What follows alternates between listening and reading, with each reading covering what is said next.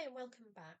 So today I thought we'd look at an actual case study, and we're going to use an online template to create a dementia-friendly version of this book club poster. Now this is just an ordinary standard stock template that I've taken from one of the free online design tools.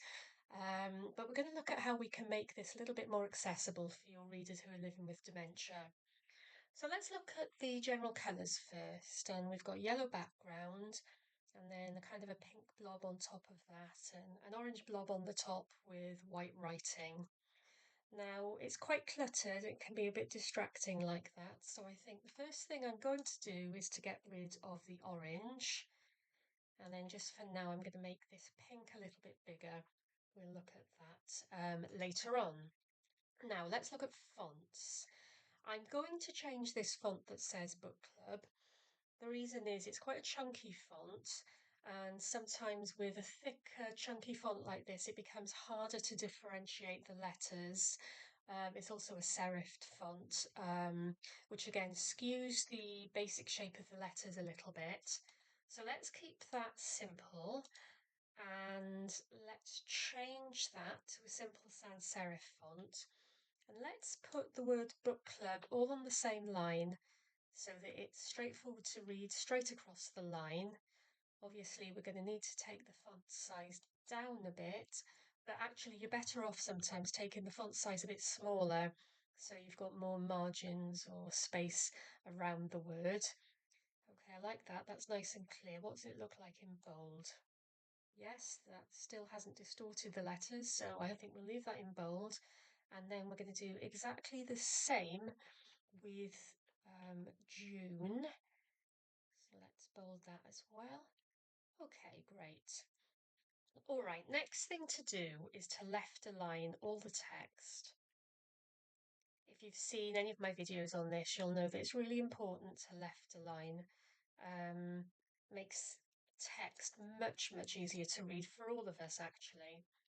Um, Particularly reduces cognitive load when you're trying to read if you have challenges such as dementia. Okay, happy with that. All right, so for this font that has the small text in, I think it's okay. It's a little bit of a narrow font because the letters themselves are quite narrow. I think I'll make the actual letter spacing a bit wider. Good little trick that. Usually have to do this manually in templates you find online. But if you can add a little bit of space in between the letters, just like that, then it makes them stand out a little bit better. There we go. All right. The last thing I think I'll do with the font is bullet point, another bullet point. Yes, that stands out quite nicely. I think that's aligned. I'm also going to increase the line spacing where it says check out this month's selection. Let's take the line spacing a little bit wider. There we are. The lines are a bit more clearly delineated that way. Yes, I'm happy with that. You can play around obviously with the vertical spacing and get that as you want it. But let's now look at this clip art of books on the right hand side. Now, there's plenty of evidence that suggests that for people living with dementia, it can sometimes become harder to recognise cartoony type drawings, clip art type things. And you're better off actually having a more realistic photo of a book, something like this one. I don't particularly want it overlapping, that just adds to confusion. Yeah, there we go.